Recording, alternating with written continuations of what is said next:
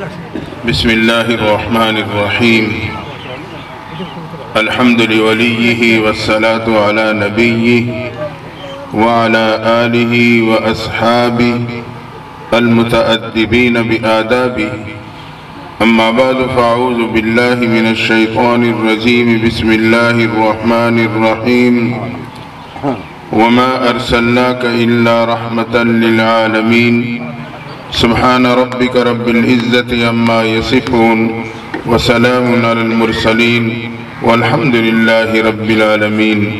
درود شریف. اللہم صلی علی سیدنا و مولانا محمد وعلی آل سیدنا و مولانا محمد وبارک وسلم وصلی علیہ. ذکر حبیب خدا کے عنوان پر یہ ایک روحانی اور اصلاحی پروگرام کا انعقاد ہے. دعا ہے اللہ تعالی ہم سب کے مل بیٹھنے کو قبول فرمائے. ہماری مستورات بھی پردے میں اس پروگرام کو سماعت کر رہی ہیں.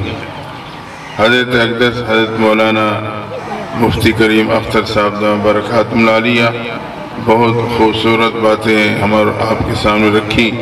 اللہ تعالیٰ ان کے علم و عمل میں، ان کے کلام میں، ان کے قلم میں اور برکت نصیب فرمائے. اللہ تعالیٰ ارشاد فرماتے ہیں میرے محبوب پیغمبر ہم نے آپ کو نہیں بھیجا مگر تمام عالم کے لیے رحمت بنا کر. آپ رحمت للعالمین ہیں. اللہ رب العالمین ہے. کائنات کے ایک ایک ذرے نے آپ کے رحمت للعالمین ہونے کے نتیجے میں اللہ کی رحمت سے خاص حصہ پایا. پوری انسانیت کے لیے رحمت بن کے آئے، لیکن اپنی امت کے لیے انتہائی شفیق اور مہربان بن کے تشریف لائے. اتنے مہربان کہ اللہ نے آپ کے سو جانے کو بھی اس امت کے لیے رحمت بنا دی. صحابہ کا پڑاؤ ہے. محبوب پیغمبر نے حضرت بلال کو بلایا. بلال کافی وقت گزر چکا ہے، صحابہ تھکے ہوئے ہیں، آپ نے جاگتے رہنا ہے اور فجر کے ٹائم سب کو اٹھانا. حضرت بلال رضی اللہ تعالیٰ نے آپ کی اس تشکیل پہ لبیک کہا اور جاگتے رہے. کسی درخت یا دیوار جو بھی چیز سے اس سے آؤٹری اللہ کی شان حضرت بلال پہ بھی نیند غلبہ کر گئی. حتیٰ کہ فجر کا وقت ہوا، فجر کا وقت گزرا، سورج طلوع ہوا. جب سورج کی کرنوں نے محبوب پیغمبر کے رخسار مبارک کا بوسہ لینا شروع کیا تو آپ کی آنکھ مبارک کھل گئی. دیکھا کہ فجر کی نماز قضا ہو چکی ہے، وقت گزر چکا ہے. بلال کو بلایا. بلال آپ نے جگایا نہیں. فرمائے محبوب جس ذات نے آپ کو سلا دیا تھا اسی ذات نے مجھے بھی سلا دیا تھا. تو آپ نے پھر باقاعدہ قضا نماز ادا فرمائی. آپ کے سو جانے کی وجہ سے اس امت کو نماز بے اختیاری طور پہ قضا ہونے کی صورت میں ادا کرنے کا طریقہ معلوم ہوا. تم پتہ چلا کہ آپ کا سو جانا بھی اس امت کے لیے رحمت بن گیا. حتیٰ کہ آپ کا بھول جانا بھی اس امت کے لیے رحمت بنا. 4 رکعتوں کی جماعت ادا کرتے ہوئے 2 رکعتوں پہ سلام پھیرا. صحابہ قریب آئے. محبوب نماز مختصر ہونے کا حکم آیا یا آپ بھول گئے؟ آپ نے فرمایا نہ نماز قضا ہوئی ہے نہ میں بھولا ہوں. صحابہ کہنے لگے محبوب کچھ نہ کچھ تو ضرور ہوا ہے، یا نماز قصر ہو گئی یا آپ بھول گئے. آپ نے فرمایا میں بھولا نہیں بلکہ میں بھلایا گیا ہوں. تو آپ نے سجدہ سہو کر کے نماز کی تکمیل کی. معلوم ہوا کہ آپ کا بھول جانا بھی اس امت کو سجدہ سہو کر کے نماز مکمل ہونے کا حکم ملا، تو آپ کا بھول جانا بھی اس امت کے لیے رحمت بن گیا.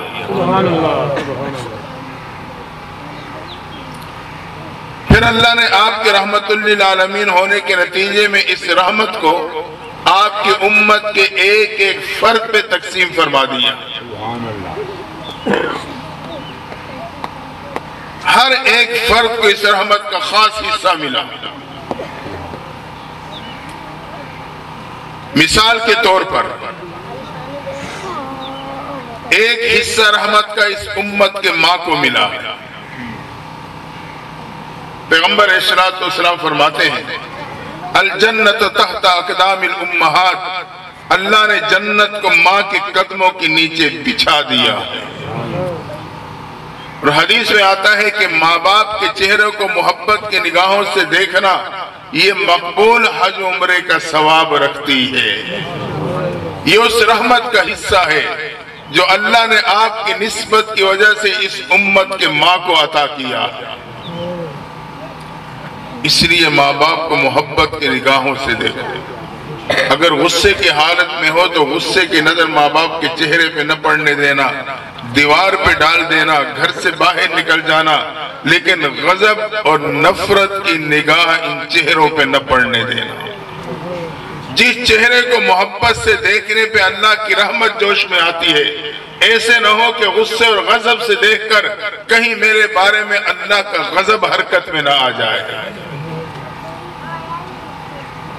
ان مجالس پروگراموں کا انعقاد جو میرے آپ کے محبوب پیغمبر کی سیرت کے حوالے سے ہے، اس کا بنیادی مقصد ہی یہی ہے کہ ہم اور آپ محبوب پیغمبر کی تعلیمات کو سمجھیں اور اس کے مطابق اپنی زندگی کو ڈھالنے کی کوشش کریں.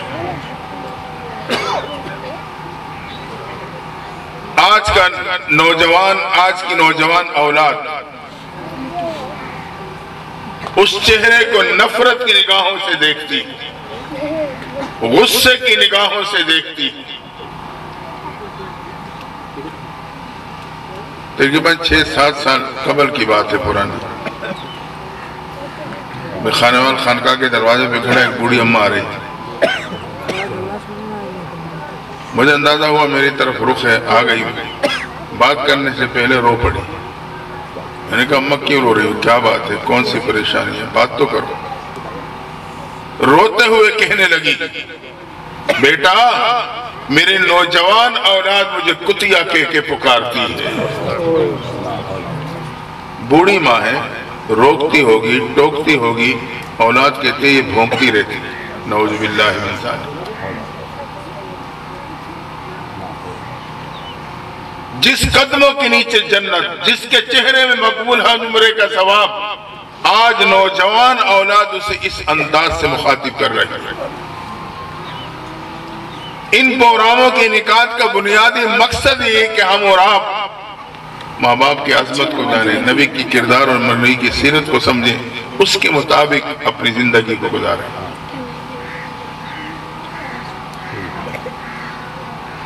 ماں باپ سے اگر دعا نہیں لے سکتے، کم از کم بد دعا نہ لیں.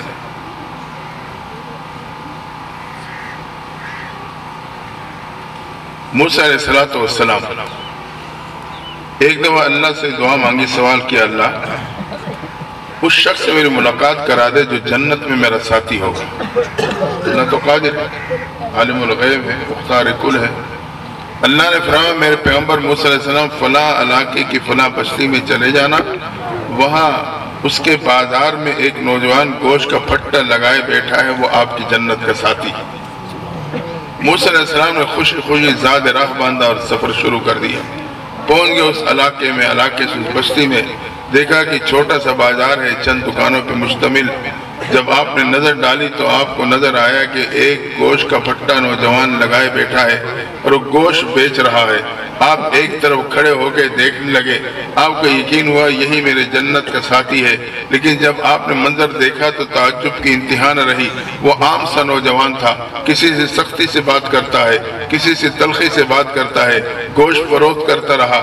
آخر میں تھوڑا سا گوشت صاف ستھرا کر کے کپڑے میں باندھا، پھٹا بند کیا، گھر کی طرف چل دیا. موسیٰ علیہ السلام پیچھے چلے، ارادہ کیا کہ رات کو اس کے پاس ٹھہر کر کوئی عمل معلوم کر سکوں جس کی وجہ سے اس کو اتنی بڑی عظمت ملی ہے. دروازے پہ پہنچ کے موسیٰ علیہ السلام نے کہا نوجوان تیرا مہمان.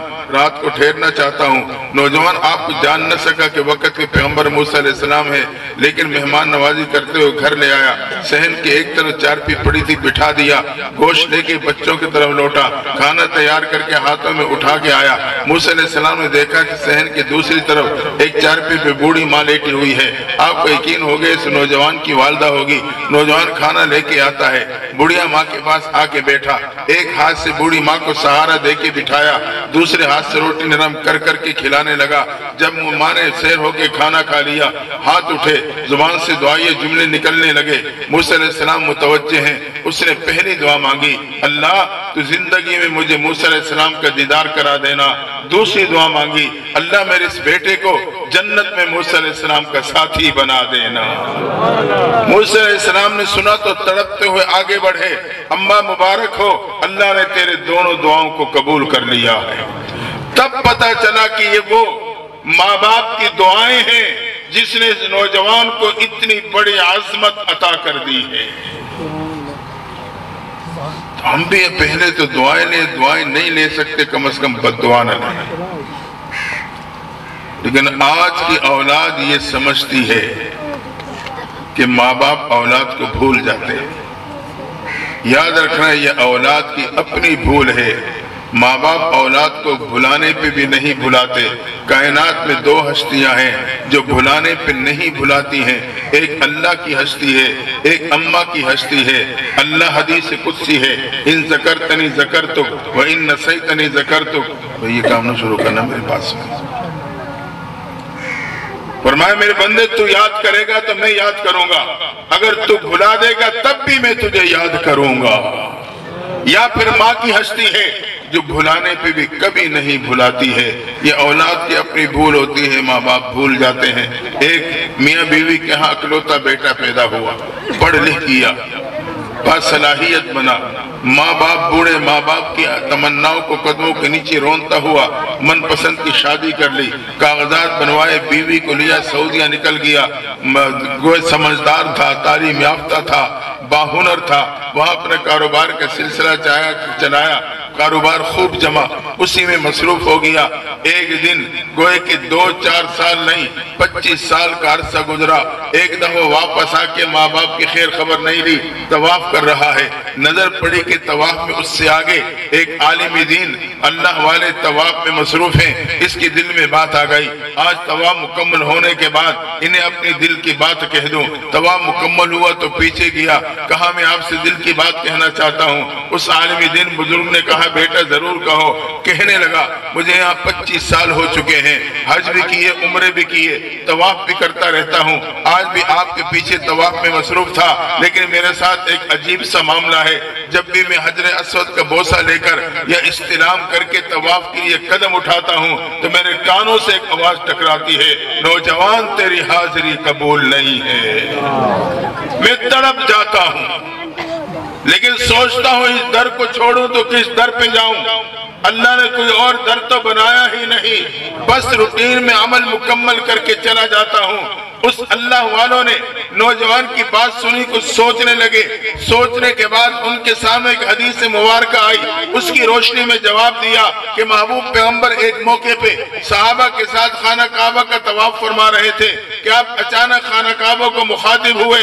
कहा काबा यकीनन तू बड़ी हुर्मतों वाला है, बड़ी इज्जतों वाला है, लेकिन एक मुसलमान ईमान वाली की हुर्मत और इज्जत वो तेरे से भी बढ़कर है। कहा बेटा लगता है किसी का दिल तोड़ के आया है, ये सुनना था। नौजवान को माजी की कहानी याद आ गई, किसी का दिल किया कि बूढ़े माँ बाप के दिल तोड़ के बैठा। जहन बनाया कागजात बनवाऊंगा, जाके खैर खबर लूंगा। कागजात बनवाए, वीजा लिया, पाकिस्तान एयरपोर्ट से अपने शहर से अपनी बस्ती स्टाफ पे पहुंचा। 25 साल में नक्शे बदल चुके, उसे नहीं अंदाजा माँ बाप को कि 4 दीवारी में छोड़ के गया था। स्टाफ पे इंतजार करने लगा, नौजवान बस्ती की तरफ से आ रहा है। आगे बढ़ के कहा नौजवान इस बस्ती का रहने वाला, हाँ इसी बस्ती का रहने वाला हूँ, क्या तू बता सकता है यहाँ एक माँ बाप थे, उसका एक अकलौता बेटा था, मनपसंद की शादी करके छोड़ के सऊदीया निकल गया था, क्या तुझे मालूम है वो माँ बाप किस 4 दीवारी में रहते हैं? उसने कहा हाँ मैं जानता हूँ, वो उनका एक बदबख्त बेटा था 4 दिन कबल उसका बाप दुनिया से जा चुका है। माँ लागर हालत में चारपी पे पड़ी है, कोई खिदमत करने वाला नहीं, कोई खिलाने पिलाने वाला नहीं। मोहल्ले में किसी औरत को ख्याल आ जाए, कुछ न कुछ खाने को भेज देती है। मेरी माँ भी मुझे कभी ना कभी कुछ चीज दे के कहती है, बेटा जाओ बड़ी अम्मा को अपने हाथों से खिला के आना। मैं जब उसके पास जाता हूँ, जब खिलाने लगता हूँ करीब होकर, तो मेरी निगाहें देखती हैं कि उस अम्मा के होंठ हिल रहे होते हैं। कान लगा के सुनता हूँ, आज भी वो अपने उसी बेटे का नाम लेके उसे याद कर रही होती है। नौजवान की चीखें निकल गई, कहा वो बदबख्त मैं हूँ। आगे बढ़ा, 4 दीवारी के दरवाजे पे पहुंचा तो कदम रुके। माँ तो मुझे करीब नहीं आने देगी, वो तो मुझे देखेगी भी नहीं, सलाम का जवाब भी नहीं देगी। काश को उससे मालूम होता माँ किस सिफात का मजमुआ है, किस सिफात का मजमुआ है। याद रखना 4 ऐसी सिफात हैं जब वो जमा हो जाए तो उससे माँ बनती है। इखलास, मोहब्बत, ईसार और सब्र। वो इखलास के साथ बगैर गरज के औलाद से मोहब्बत करती है और फिर ईसार का मामला रखती है। पहले खिलाती है फिर खाती है, पहले पिलाती है फिर पीती है, पहले सुलाती है फिर सोती है। और अगर औलाद जवान हो जाए और माँ बाप की तकलीफ का जरिया बने, माँ बाप के सामने जुबान दराजी करे, फिर यही माँ बुढ़ापे की हालत में उस पर सब्र करती है। फिर आगे बढ़ा, हिम्मत करके 4 दीवारें में कदम रखा, देखा कि बूढ़ी माँ है, चारपी पे लागर हालत में पड़ी है। करीब आया, अम्मा तेरा फला बेटा आ गया हूँ। आवाज सुननी थी। एक माँ के इस लागर जिस्म में जिंदगी की लहर दौड़ी, झटके से उठ के बैठी, कहा बेटा तूने आने में बहुत देर कर दी है, बहुत देर कर दी है। तेरी जुदाई की मैं रो रो कर आंखों की बीनाई से महरूम हो चुकी हूँ। तुझे देख तो नहीं सकती मगर तेरी आवाज सुन रही हूँ। ये कहा फिर एक कपकपाता हुआ नहीम सा हाथ आगे बढ़ा, बेटे के सर को करीब करके पेशानी पे बोसा लिया और झटके से जिस्म गिरा, हमेशा के लिए ठंडा हो गया। मालूम हुआ कि माँ भी भुलाने पे कभी नहीं भुलाती। तो अल्लाह ने इसी माँ को रहमतुल लिल आलमीन होने की सूरत में महबूब की निस्बत से रहमत का खास हिस्सा अता किया। इसलिए माँ बाप से दुआ लेने की कोशिश करें। एक साथी ने मुझे बताया कि हमारे खानदान की बात, एक घर में माँ और बेटी के आपस में किसी बात पे तलख कलामी हो गई। तो माँ ने गुस्से में आके बेटे से कहा, शर्म कर, तुझे 9 महीने मैंने पेट में पाला है। ये कहना था। नौजवान बेटा गुस्से में आके जवाब देता है, एहसान न कर, 9 महीने का किराया ले ले। इन्ना लिल्लाहि व इन्ना इलैहि राजिऊन। और 9 महीने का किराया दे भी देगा, उसने जो जिगर का खून पिलाया है उसकी कीमत कैसे अदा करेगा। तो आज ये हालात, इसलिए अपने नस्ल को उलमा के साथ जोड़ें, दीनी माहौल के साथ जोड़ें। एक आलिम दीन ने मुझे बतलाया कि हमारे दूर के रिश्तेदार, बूढ़ी माँ है, बीवी है, बहन भाई हैं, जो बड़ा बेटा है सिर्फ वो कमाता है, घर का सर्कल चलता है। कहते हैं उस बड़े बेटे के घर पे ऐसी दहशत है, हत्ता कि अपनी बूढ़ी माँ पे भी उसकी दहशत है। जब वो घर आता है, जूते उतार के चारपी पे बैठ जाता है, कहते हैं वो बूढ़ी माँ सबसे पहले उठती है, कपड़ा उठा के अपने बेटे के जूते साफ करती है, कहीं ये मेरा बेटा गुस्सा ना हो जाए। काश के हमें अंदाजा होता माँ बाप के सीने में मौजूद दिल कैसे धड़कता। आज हम उस वक्त से, उस जमाने से गुजर रहे हैं कि बूढ़े माँ बाप जब नौजवान औलाद से बात करते हैं तो अपने जहन में पहले अल्फाज का चुनाव करते हैं, कोई ऐसा लफ्ज न कह दो कि मेरे बेटे को बुरा लग जाए। बहरहाल माँ बाप की खिदमत कर रहे हैं। अल्लाह ने खास रहमत का हिस्सा माँ को दिया और एक हिस्सा अल्लाह ने इस उम्मत के बाप को अता किया है। पैगंबर इस्लाम फरमाते हैं, रज़ल रब फी रज़ल वालिद سخط الرب فی سخط الوالد، اللہ کی رضا باپ کی رضا مندی میں، اللہ کی ناراضگی باپ کی ناراضگی میں ہے۔ باپ کو راضی رکھیں گے رب راضی، باپ کو ناراض کر دیں گے تو یقین کر لینا میرا رب میرے سے ناراض۔ جو جنت ماں کے قدموں کے نیچے اس کا دروازہ باپ ہے۔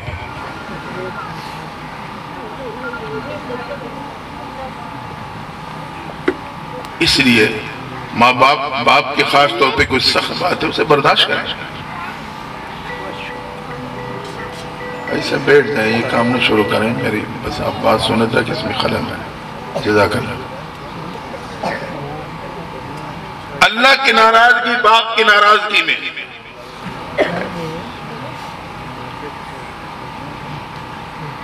ایسے بات ہی بھول جاتی ہے۔ بہرحال اللہ نے اس رحمت کا ایک حصہ باپ کو دیا ہے، اور ایک حصہ اس رحمت کا اللہ نے اس امت کی بیٹی کو عطا کیا ہے۔ زمانے جاہلیت میں بیٹی کے پیدا ہونے پہ عار و شرم محسوس ہوتی تھی، دوسرے گھر میں جائے گی میرے لیے شرم کا مقام ہوگا۔ جہالت اتنی تھی انہیں اندازہ نہیں تھا، اگر بیٹی نہ ہوتی تو تیری ماں کہاں سے آتی اور تو کہاں سے پیدا ہوتی، زندہ درگور کر دیتے تھے۔ میرے محبوب پیغمبر تشریف لائے، آپ فرمائے جس کے گھر ایک یا دو بیٹیاں پیدا ہوں وہ اس کی تربیت کرنے کے بعد مناسب وقت پہ اس کا فریضہ ادا کر دیں، فرمائے وہ قیامت کے دن جنت کا مستحق ہوگا۔ ماں باپ کو جنت کی بشارت بیٹی کی وجہ سے ملی، یہ وہ رحمت کا حصہ ہے جو اس امت کی بیٹی کو اللہ نے عطا کیا۔ حضرت فاطمہ الزہرا رضی اللہ تعالیٰ نے جب حضرت اپنے والد محترم کو ملاقات کے لیے گھر آتی تو محبوب پیغمبر چارپی سے کھڑے ہو جاتے، بیٹی کے استقبال کے لیے چند قدم آگے بڑھتے، بیٹی کے قریب ہو کے پہلے اس کے پیشانی پہ بوسہ لیتے تھے۔ اس لیے علماء نے لکھا ہے جب بھی کوئی چیز لے کے گھر آؤ پہلے بیٹی کو دو پھر بیٹے کو دو۔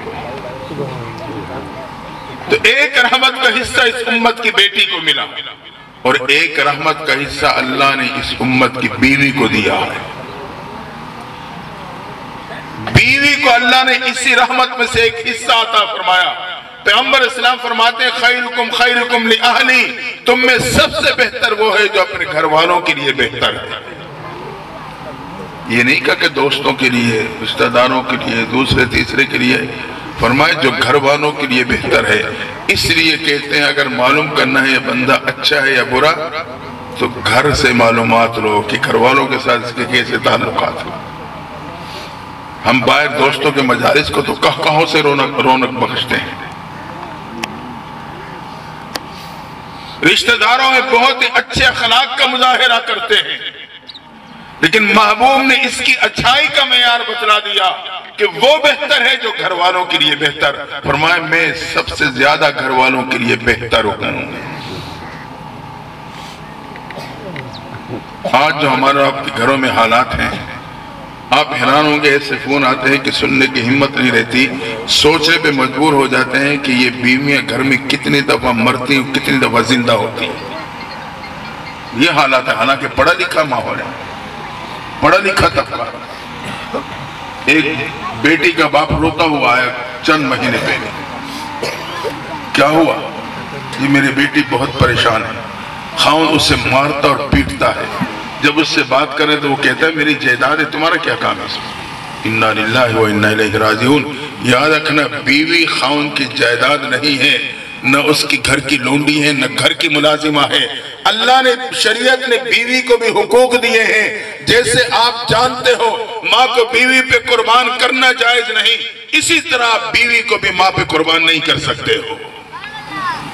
ماں کا مقام اپنی جگہ پہ مسلم بہت بلند۔ قرآن کہتا ہے انہیں اف تک نہیں کہنا، وَلَا تَقُلْ لَهُمَا اُفٍ۔ کیا مطلب؟ زبان سے اف کا لفظ نہیں کہنا۔ مطلب یہ ہے اگر ماں باپ نے کوئی بات کہہ دی اور آپ کو بری لگی تو آپ اپنے پیشانی پہ وٹ ڈال کے بھی انہیں نوٹ نہیں کرانا کہ مجھے بری لگی ہے، خندہ پیشانی کے ساتھ ان کی بات کو لینا۔ مقام تو یہ ہے۔ لیکن بیوی کو ان سے قربان نہیں کر سکتے. بیوی کے بھی اپنے حقوق ہیں.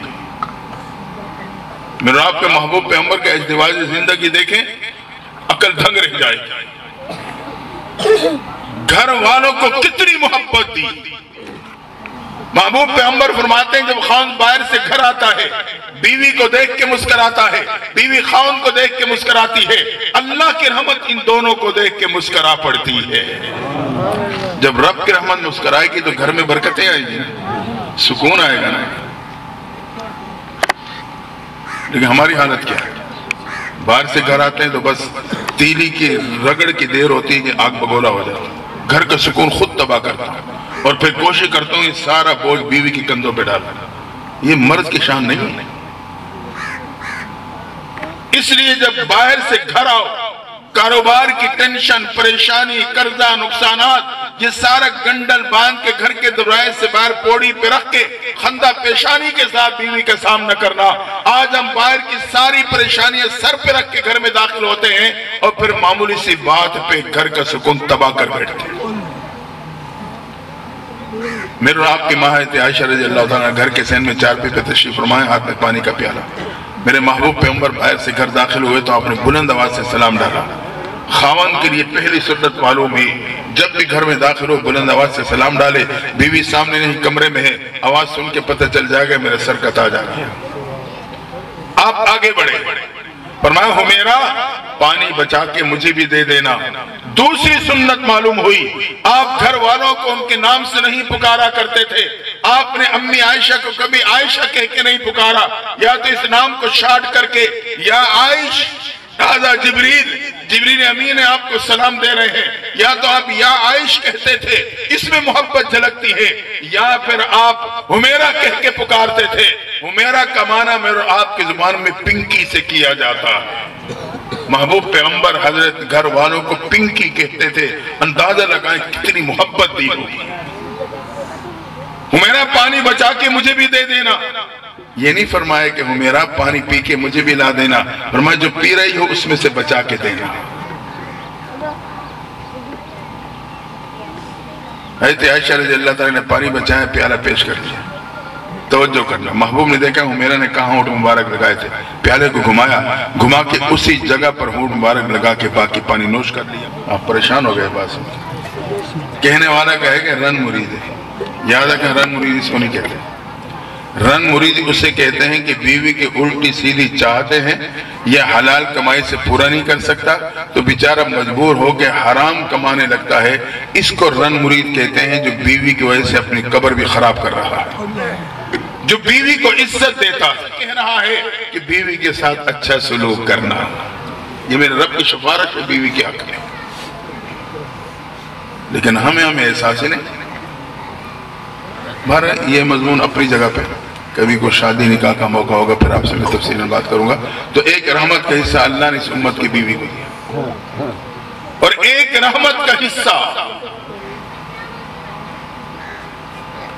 اللہ نے اس امت کے علماء کو عطا فرمایا ہے. جتنا بڑا کام ہوتا ہے اتنا بڑا مقام ہوتا ہے. ہاں, لیکن آج ہم اور آپ سمجھتے ہیں نعوذ باللہ یہ علماء طلباء جو ہے نا, یہ کوئی الگ مخلوق ہے, زمین پہ بوجھ ہے. یہ الگ مخلوق نہیں ہے, یہ تمہاری دنیا اور آخرت کی ضرورت ہے, یاد رکھنا. اور اگلی بات عرض کر دوں, علم اللہ کی ذاتی صفت ہے. قرآن اللہ کا ذاتی کلام ہے. حدیث میں آتا ہے آپ کی ذات سے صادر ہو. آج میں اور آپ اپنی ذاتی چیز کسی کو نہیں دیتے. موبائل دینا دور کی بات, ذاتی نمبر ہر ایک کو نہیں دیتے. علم اللہ کی ذاتی صفت, قرآن اللہ کا ذاتی کلام. اللہ بھی اپنی ذاتی صفت ہر ایک کو نہیں دیتا, صرف اس کو دیتا ہے جس کو ایک مرتبہ محبت کی نگاہوں سے دیکھ لیتا ہے. علماء طلباء اس قافلے کے افراد ہیں جس کو رب محبت کی نگاہوں سے دیکھتا ہے, جس وجہ سے اللہ نے اپنے علم کی صفت ان کی طرف منتقل کر دی. اگر ہم انہیں محبت سے دیکھیں گے تو ہم بھی اللہ کے محبوب بن جائیں. تو اللہ نے رحمت کا ایک حصہ اس امت کے علماء کو دیا. فرمایا ان العلماء वरसतुल अंबिया, इस उम्मत के उलमा बनी इसराइल के अंबिया के बराबर हैं। इतना बड़ा मकाम हदीस में आता है, जिसने एक आलिम बाअमल के पीछे नमाज अदा की, वो ऐसे जैसे उसने किसी बनी इसराइल के नबी के पीछे नमाज अदा की। बहुत बड़ा हिस्सा अल्लाह ने इस उम्मत के उलमा को दिया और इन्हें अंबिया का वारिस बनाया। इसे हम इनसे मोहब्बत किया करें, इनके करीब आए, इनसे पूछ पूछ के अपनी जिंदगी गुजारें। आज तक बहुत बड़ा मसला, हर बंदा अपनी जगह में मुफ्ती बन गया है, उसे पूछने की जरूरत नहीं महसूस होती। हम गमी खुशी के मौके पे उलमा से पूछें।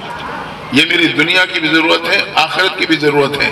दुनिया की जरूरत तो आप समझते हैं, पैदा होने से लेकर कब्र में उतारने तक, हत्ता कि जब कब्र में लिटाया जाता है, उलमा बताते हैं इस तरतीब से लिटाओ। यहां तक कि जन्नत में दाखिल होने के बाद भी आलिम मेरे और आपकी जरूरत है। जब अल्लाह ताला नेमत जन्नती को अता कर देगा, अब रब पूछेगा मेरे बंदो और क्या चाहिए? हैरान होंगे लोग, या अल्लाह सब कुछ मिल गया और क्या मांगे? आपस में बात करेंगे कौन सी चीज रह गई जो रब से मांग ले।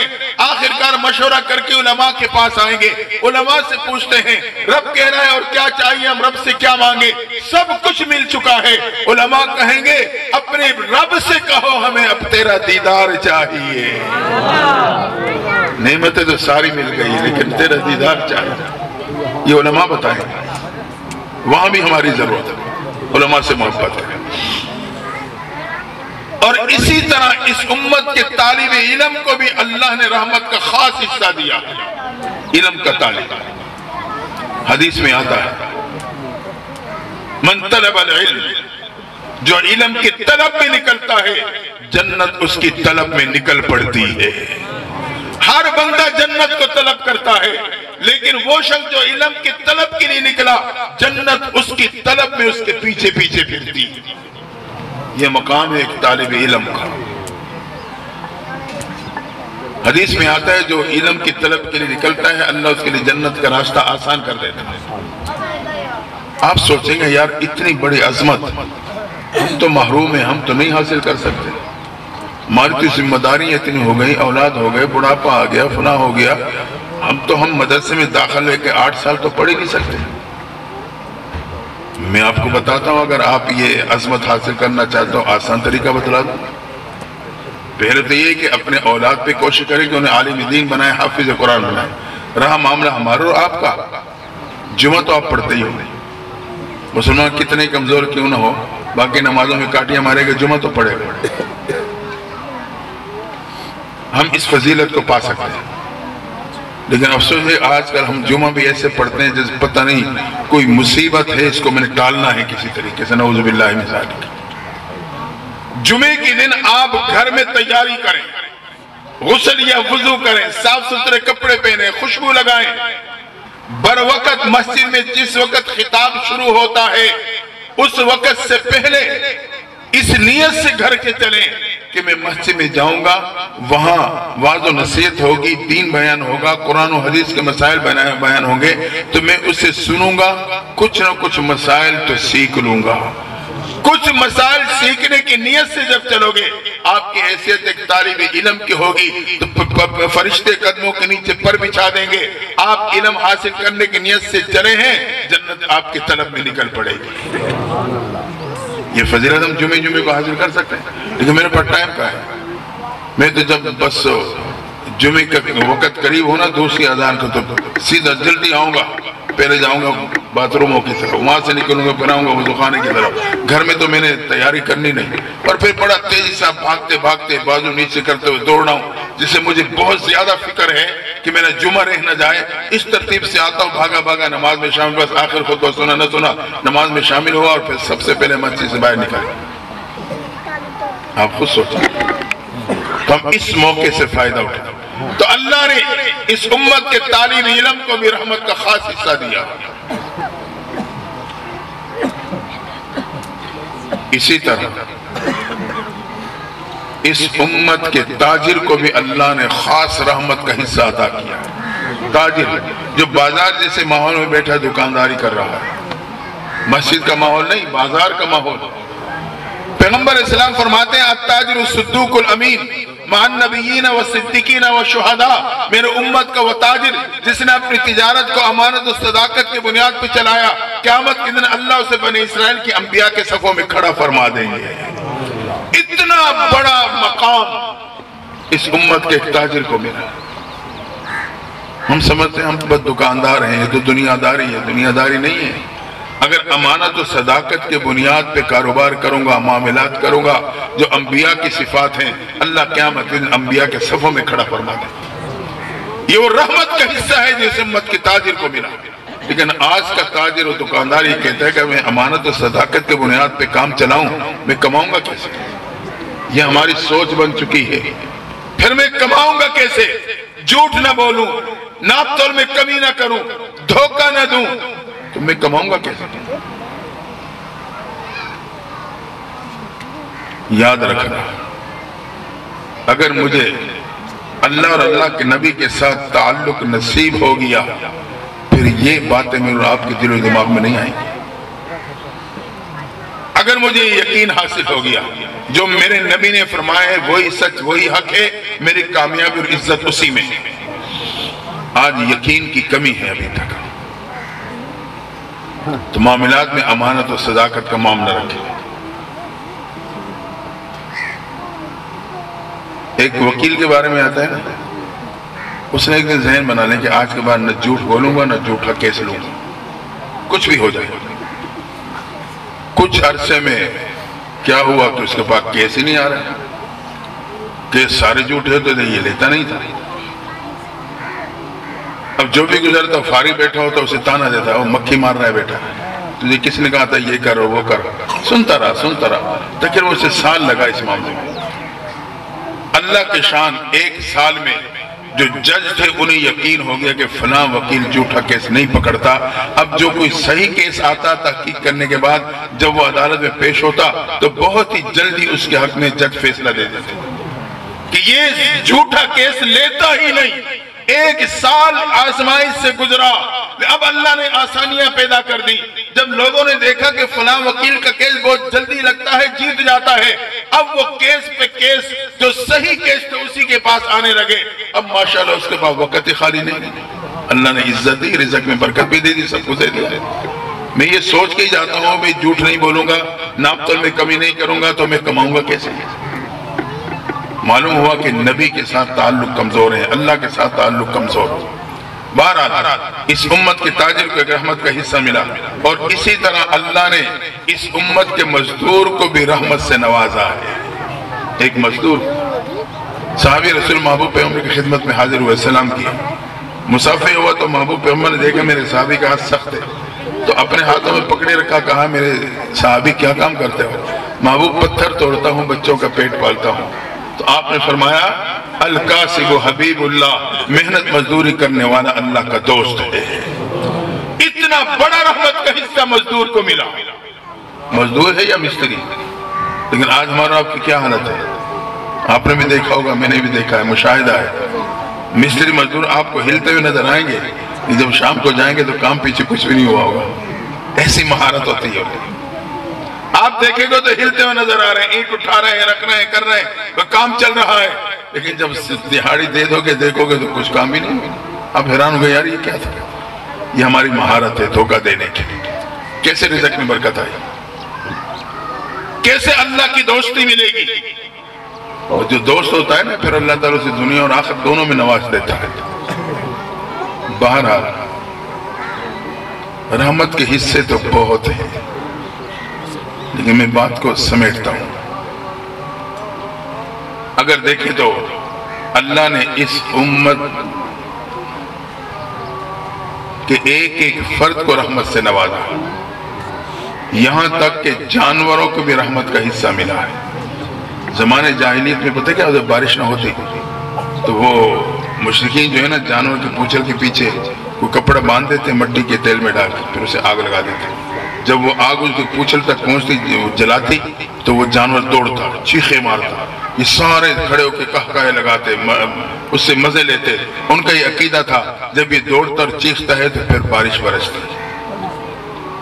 محبوب پیغمبر تشریف فرمایا آپ نے منع فرما دیا جانور کے ساتھ یہ ظلم نہیں کرنا، اس کی خوراک کا بھی خیال کرنا ہے.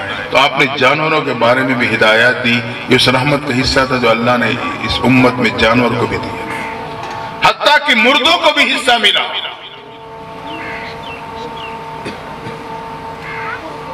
پیغمبر صلی اللہ علیہ وسلم فرماتے ہیں اذکروا محاسن موتاکم، اپنے مردوں کو اچھے کلمات سے یاد کیا کرو. اگر اس میں کمزوری تھی، جو کچھ بھی تھا، اب وہ فوت ہو گیا، برے کلمات سے نہیں یاد کرنا، جو اچھائی تھی اس سے اسے یاد کرنا. یہ اس رحمت کا حصہ ہے جو مردوں کو ملا. یہاں تک کہ اللہ نے پوری امت کو عطا کیا. تفصیل کے بغیر حدیث میں آتا ہے اس امت کو اللہ نے رحمت کا ایسا حصہ دیا، اگر گناہ ہو جائے فرشتے کو اجازت نہیں ہے کہ فوراً درج کر لے.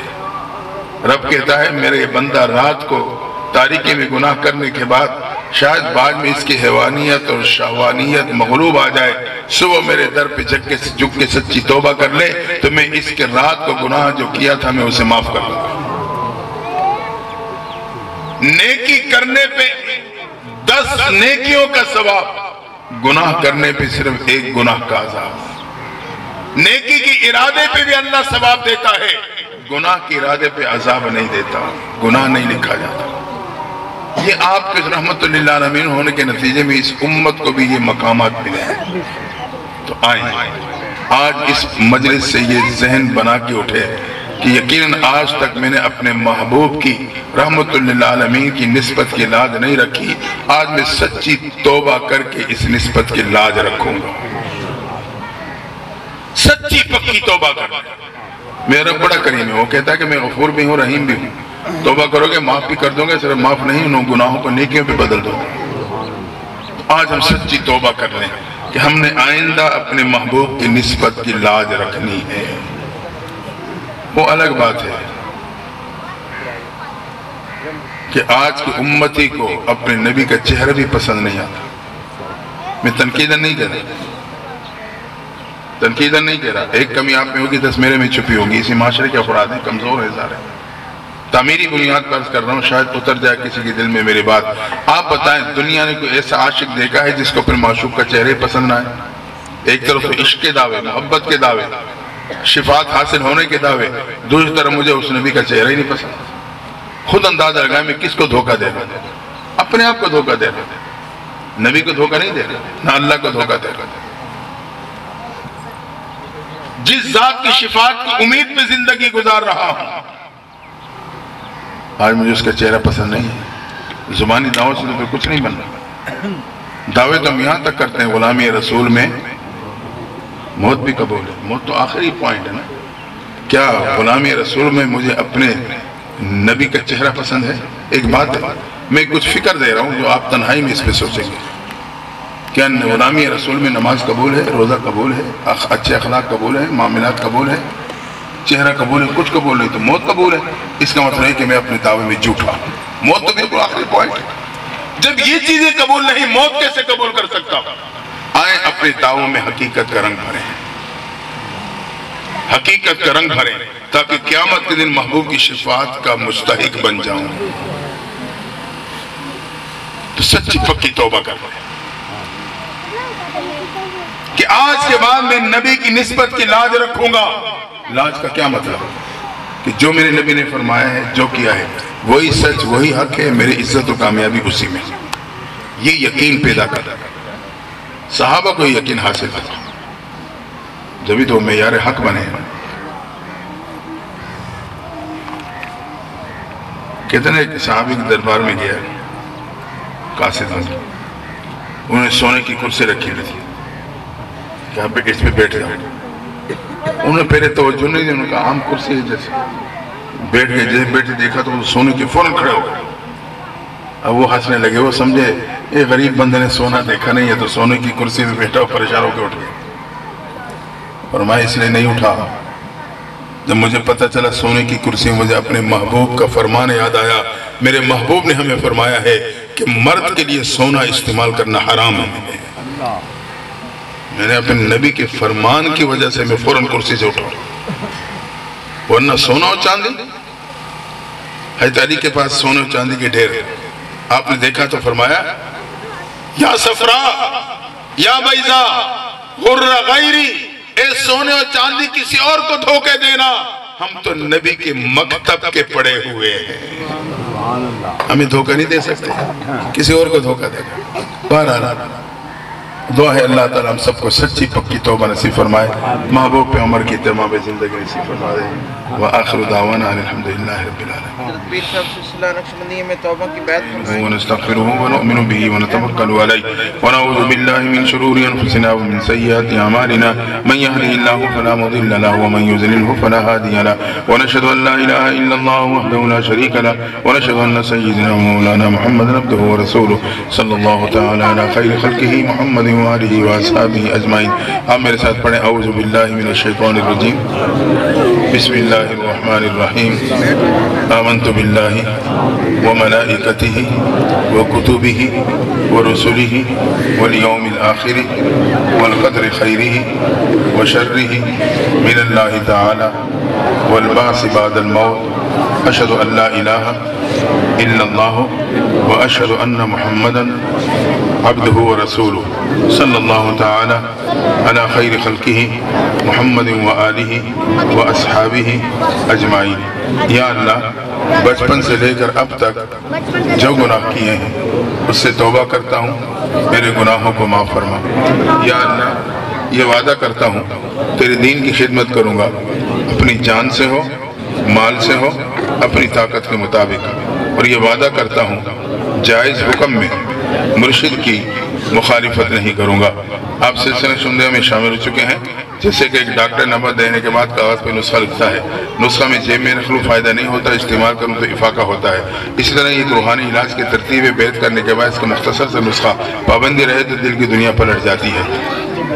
اس سے وظائف بتلانے سے پہلے میں ایک بات کو وضاحت کر دوں، بعض ساتھیوں کے ذہن میں یہ بات ہوتا ہے کہ یار پیر تو ہمارے پیغمبر صلی اللہ علیہ وسلم ہے، یہ دوسرے پیر کہاں سے آگے، ان کی کیا ضرورت ہے؟ ایک بات یاد رکھنا، یہ تو بات پکی ہے کہ ہمارا آپ کے اصل رہبر، پیر رہبر کو ہی کہتے ہیں نا، وہ محبوب پیغمبر کی ذات مقدسہ ہے، لیکن اس پرفتن دور میں جو یہ بیعت کا، یہ تصوف سلوک کا سلیقہ ہے، طریقہ ہے، اس پیر کا مثال آپ یوں سمجھو جیسے آپ کی گاڑی میں جی پی ایس سسٹم ہوتا ہے۔ جی پی ایس سسٹم وہ سسٹم ہے جو آپ کو راستہ نہیں معلوم، وہ آپ کو راستہ بتلاتا ہے، یہاں سیدھا جانا ہے، یہاں یو ٹرن لینا ہے، یہاں دائیں مڑنا ہے، یہاں بائیں مڑنا ہے، اور آپ اس کے مطابق چلتے چلتے اپنی منزل کو پہنچ جاتے ہو۔ تو یہ ایک جی پی ایس سسٹم کے مانند ہے، کیونکہ ہم کمزور ہیں، پرفتن دور میں ہم راستہ بھول گئے ہیں، تو مجھے محبوب پیغمبر نے بتلایا، صحابہ نے بتلایا، ہم بھول جاتے ہیں، ہم تو صبح کی کھایا ہو ناشتہ بھول جاتے ہیں کہ ہم نے صبح ناشتہ کس چیز سے کیا تھا۔ تو یہ اللہ تعالیٰ کی طرف سے ایک نظم ہے، گوئے کہ یہ جو پیر ہوتے ہیں، لیکن پیر سے مراد وہ نہیں ہے، میں اب ٹائم نہیں ہے کہ میں آپ کو وضاحت کروں، پیر رہبر کو کہتے ہیں جو صحیح العقیدہ ہو اور عقائد بھی اس کے ذریعے سے محفوظ رہیں، اعمال بھی درست ہو جائیں۔ اصل میں وہ رہبر ہوتا ہے جو اللہ اور اللہ کے نبی کا راستہ بتلاتا ہے۔ تو یہ ہمیں یاد دہانی کرائی جاتی ہے کہ ہم نے اس ترتیب سے جانا ہے، اس ترتیب سے نہیں جانا۔ تو بہرحال آج کل ہم سمجھتے ہیں ہمارے جو علاقے میں جو پیری مرید کے معیار ہے وہ پتہ کیا ہے؟ تعویذ چلا تو پیر بھی پکا، مرید بھی پکا، تعویذ نہ چلا پیر بھی فارغ، مرید بھی فارغ۔ یہ پیری مریدی نہیں ہے۔ اگر عملیات پہ آئیں تو ہندو اور عیسائی میں رب سے زیادہ ماہر ہیں۔ یہ تصوف سلوک کی لائن ہے، اپنے باطن کی صفائی، باطن کی صفائی، پیر رہبری کرنے والا۔ دوبارہ ہم اس کی حقیقت کو جانیں گے تو پھر ہمارے ذہنوں میں اشکالات نہیں آئیں گے۔ تو اس کے مختصر سے وظائف ہیں، جیسے کہ پہلا وظیفہ درود شریف کی تسبیح ہے، اللہم صلی علی محمد وعلی آل محمد، نماز والا ہو، یا مختصر صلی اللہ علیہ وسلم، یہ مختصر بھی ہے مکمل بھی ہے، 24 گھنٹے میں ایک تسبیح درود شریف کی کیا کریں۔ دوسرا وظیفہ استغفار ہے، استغفر اللہ ربی من کل ذنب واتوب الیہ، ایک تسبیح استغفار کی کریں۔ تیسرا وظیفہ قرآن مجید کی تلاوت ہے، روزانہ ایک پارہ ہو یا آدھا پارہ ہو یا پاؤ ہو، رکوع دو رکوع کچھ نہ کچھ حصہ ضرور پڑھیں، حافظ قرآن منزل کے مطابق پڑھے، بالفرض کسی نے ابھی تو قرآن نہیں پڑھا، پڑھنا شروع کر دے وہی اس کا وظیفہ ہو جائے گا۔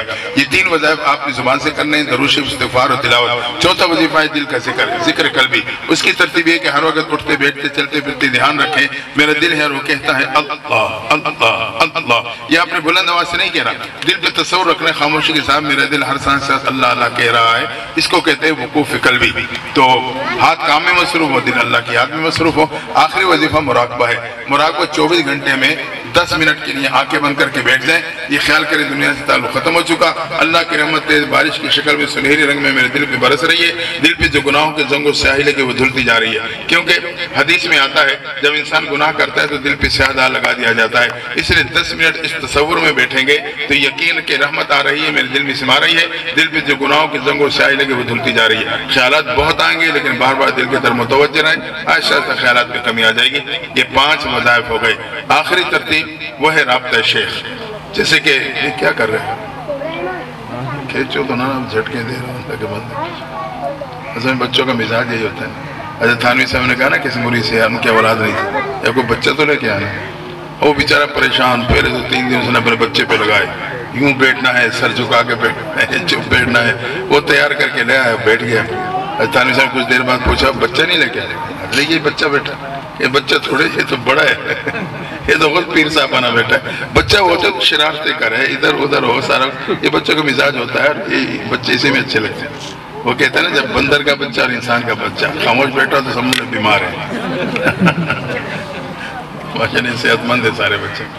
آج بات میں کر رہا تھا مراقبہ، رابطہ شیخ، آخری ترتیب رابطہ شیخ، جیسے کہ مریض اپنے ڈاکٹر سے رابطہ رکھتا ہے اپنی طبیعت اور نسخے کے حوالے سے، مرید مرشد سے رابطہ رکھتا ہے اپنی کیفیات اپنے وظائف کے حوالے سے۔